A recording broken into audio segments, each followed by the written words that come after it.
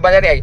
मैं डॉक्टर शैलेश खंडेलवाल आज ग्राम चिचोली में जा रहा हूं और मेरे साथ है doctor Akhilesh Dubey, Raipur hospital board के अध्यक्ष।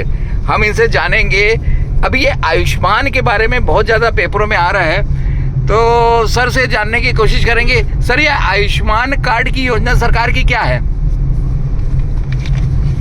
ये एक बहुत महत्वाकांक्षी योजना है जो माननीय मोदी जी ने चलाई है। उनका उद्देश्य ये था कि जो बिलो पॉवर्टी लाइन है, अगर वो बीमार होते हैं तो उनकी आर्थिक स्थिति अत्यधिक खराब हो जाती है, तो वो स्थिति ना हो, इसलिए उनने इस योजना को लॉन्च किया। इसलिए बिलो पॉवर्टी लाइन के लिए ही प्रावधान किया गया था।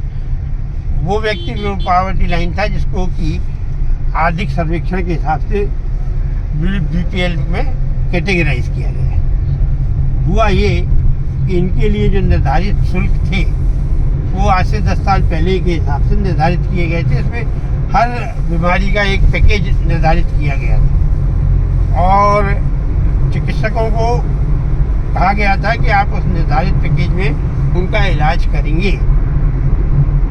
आगे समय के हिसाब से पैकेज में कोई बदलाव नहीं हुआ, रिवाइज नहीं किया गया, तो पैकेज में जो धनराशि उपलब्ध कराई गई थी वो धीरे धीरे इलाज से के लिए जो लगने वाली धनराशि है उससे कम होती चली गई। साथ में प्रदेश गवर्नमेंट ने इसी योजना के अंतर्गत इसी पैकेज रेट पर APL को भी सम्मिलित कर दिया। तो मतलब अब जो प्रदेश में जो भी आदमी है वो आयुष्मान कार्ड से एंटाइटल्ड हो गया।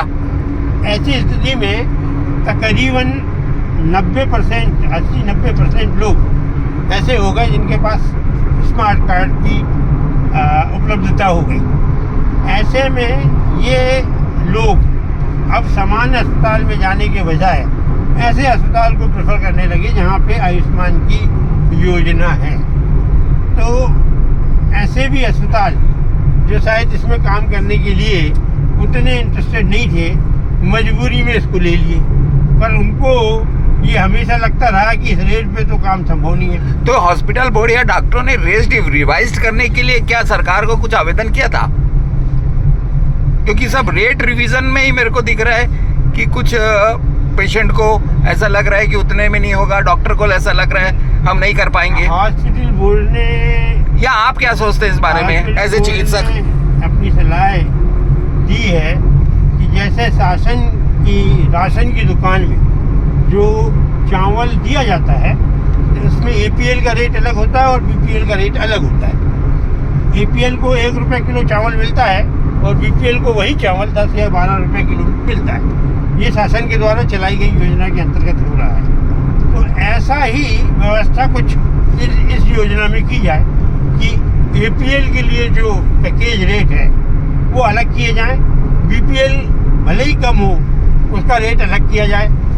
तो अगर मान लीजिए BPL के इलाज में चिकित्सकों को घाटा भी सहना पड़ता है तो शायद सह लेगा।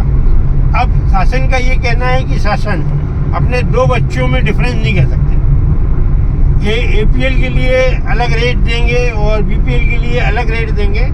ऐसी स्थिति में ये माना जाएगा कि शासन की जो दुर्भावना है वो है, वो APL को अलग लाइन से देखते हैं और BPL को अलग लाइन से देखते हैं। उसके लिए हम लोगों का सुझाव ये था कि BPL का पैकेज ही उनको दिया जाए, उसके ऊपर वाला जो पैकेज शासन के द्वारा ऑथराइज्ड हो वो पेमेंट की जिम्मेदारी APL की हो जाए। तो सर दिक्कत कहाँ आ रही है? आयुष्मान में अभी बहुत सारे हॉस्पिटल को हटा दिया गया है, तो दिक्कत आई कहाँ? शासन और हॉस्पिटल के बीच लड़ाई क्यों हो रही है? स्थिति ये है कि जो BPL के जो रेट हैं वो रेट इतने कम हैं कि जिनसे इलाज कई अस्पताल नहीं कर पाते और उनको संभव नहीं है कर पाना, क्योंकि वर्किंग कॉस्ट बहुत बढ़ गई है और बाकी दवाइयों की कीमत बहुत बढ़ गई है, स्टाफ का पेमेंट बढ़ गया है। ऐसी स्थिति में चिकित्सकों ने भी अलग रास्ते अडॉप्ट कर लिए, जिनमें से कुछ ने उनसे एक्स्ट्रा पेमेंट लेना शुरू कर दिया और शासन नहीं चाहती कि इस प्रकार का कोई को पेमेंट वो अस्पताल ले। और यही एक बीच का एक गतिरोध बन गया है। लड़ाई झगड़े का कारण बन गया। हाँ, शासन चाहता है कि चिकित्सक पुराने रेट में ही इलाज करे। चिकित्सकों का कहना है कि इस रेट में इलाज संभव नहीं है। अब चूँकि संवेदनशील सरकार है और स्वास्थ्य मंत्री का कहना है कि इस संदर्भ में भी बात की जाएगी और हो सकता है समिति का गठन भी किया जाए जो इन सब बातों को देखते हुए काम करेगी। मतलब ऐसा लगता है कि आगे अपने को ये गतिरोध दूर हो जाएगा। तो अब जो वो पैकेज कम होने की वजह से कुछ चिकित्सक मतलब सीधे शब्दों में ये कहें कि मरीजों से एक्स्ट्रा पेमेंट ले लेते थे, वो एक्स्ट्रा पेमेंट के कारण ही सब गतिरोध हुआ। हाँ, बिल्कुल सही कहना है, क्योंकि शासन बोलता है कि आयुष्मान में आप जाइए, कार्ड दिखाइए और इलाज करा के वापस आइए बिना कुछ लिए। इवन दी आपको अस्पताल से छुट्टी के वक्त जाने का किराया भी आपको मिलेगा, पर ऐसा होता नहीं था। प्रैक्टिकली होता ये था कि उसको इलाज में जो डिफरेंस राशि है वो बात कहीं ना कहीं उठ जाती थी, और ऐसी स्थिति में जो व्यक्ति इसको दे पाता था वो तो दे देता था, या जो नेतागिरी से दबाव डाल के निकल जाता था वो तो निकल जाता था।